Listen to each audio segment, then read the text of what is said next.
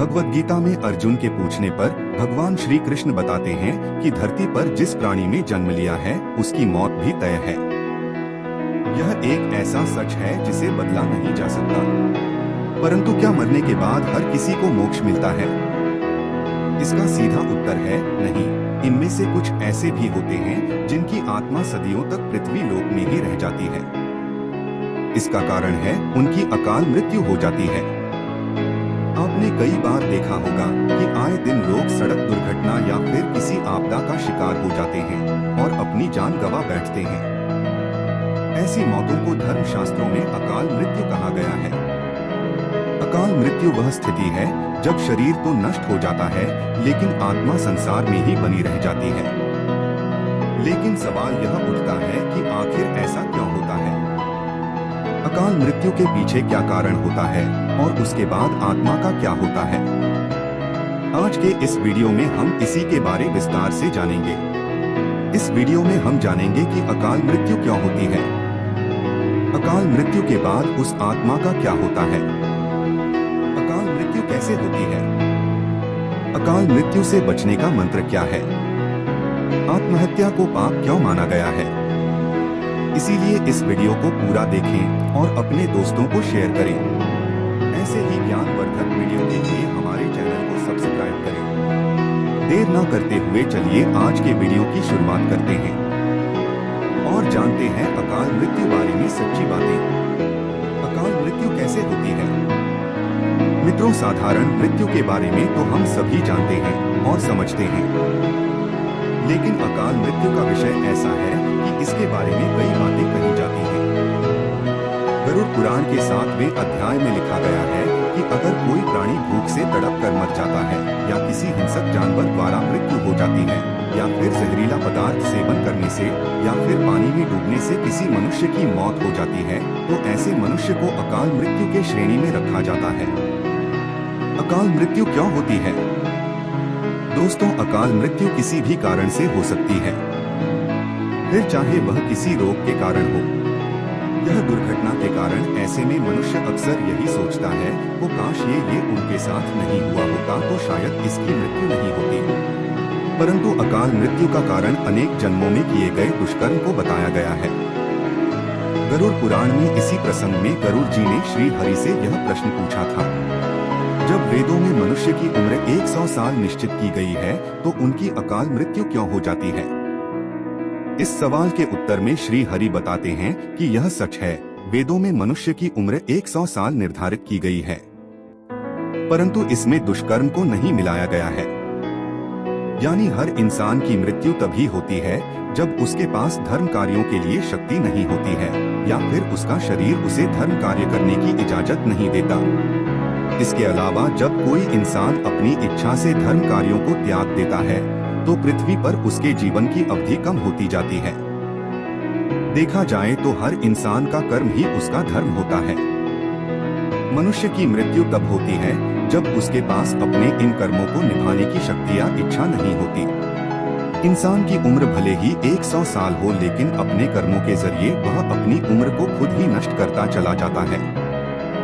वेदों का ज्ञान न होने से मनुष्य जान ही नहीं पाता कि वह कब कुकर्म करता जाता है। इसलिए हर मनुष्य को धर्म और अधर्म के बारे में अवश्य जानना चाहिए। अकाल मृत्यु के बाद आत्मा का क्या होता है? गरुड़ पुराण में विष्णु जी यह भी कहते हैं कि मनुष्य के जीवन के 7 चक्र निश्चित है। अकाल मृत्यु को प्राप्त होने वाले जो मनुष्य इस चक्र को पूरा नहीं कर पाते उसे मृत्यु के बाद भी कई प्रकार के कष्ट भोगने पड़ते हैं। दरअसल अचानक ही मृत्यु होने की वजह से मनुष्य की इच्छा, कामना और तृष्णा बनी रहती है जो कभी पूरी नहीं हो पाती। ऐसे में शरीर तो नष्ट हो जाता है लेकिन आत्मा का मोह नहीं छूटता। इस स्थिति में अकाल मृत्यु वाली आत्माएं अपने परिजनों या जीवित लोगों को कष्ट पहुंचाती है और अपनी मनोकामनाएं पूरी करने का भी प्रयास करती है।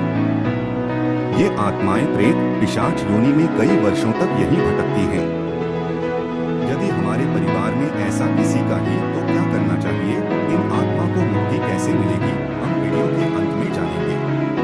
गरुड़ पुराण में बताया गया है कि प्राकृतिक मौत से मरने वाले मनुष्य को 13 या 45 दिन में दूसरा शरीर प्राप्त हो जाता है।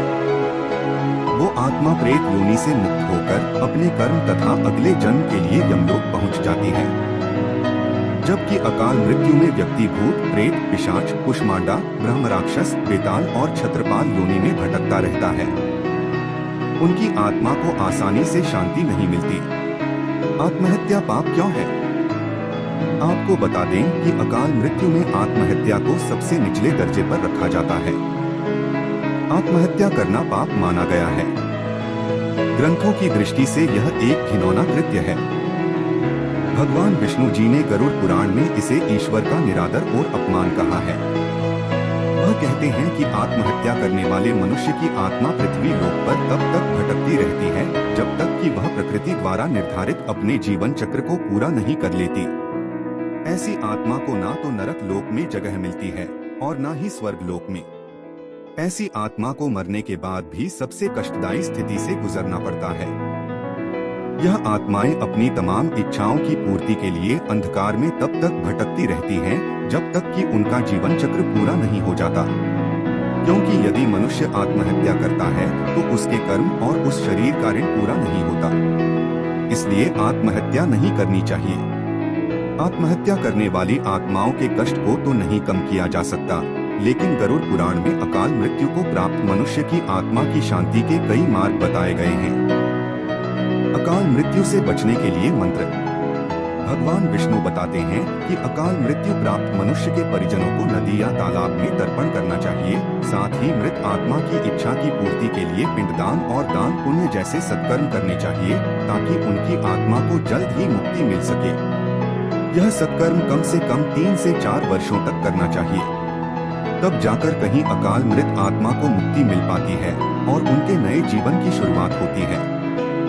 मित्रों, अकाल मृत्यु से बचने के लिए हमें अच्छे कर्म करने चाहिए और दान पुण्य, भगवान की प्रार्थना करनी चाहिए, क्योंकि प्रार्थना में भाग्य को बदल देने की शक्ति होती है। इसलिए आप भी पुण्य करें और दूसरों को भी इसके बारे में बताएं। तो दोस्तों, आज का यह वीडियो यहीं पर समाप्त होता है। वीडियो अच्छा लगा हो तो इसे लाइक करें, चैनल को सब्सक्राइब और फेसबुक पर देख रहे हैं तो हमें फॉलो करें। मिलते हैं अगले वीडियो में किसी नई जानकारी के साथ। नमः शिवाय।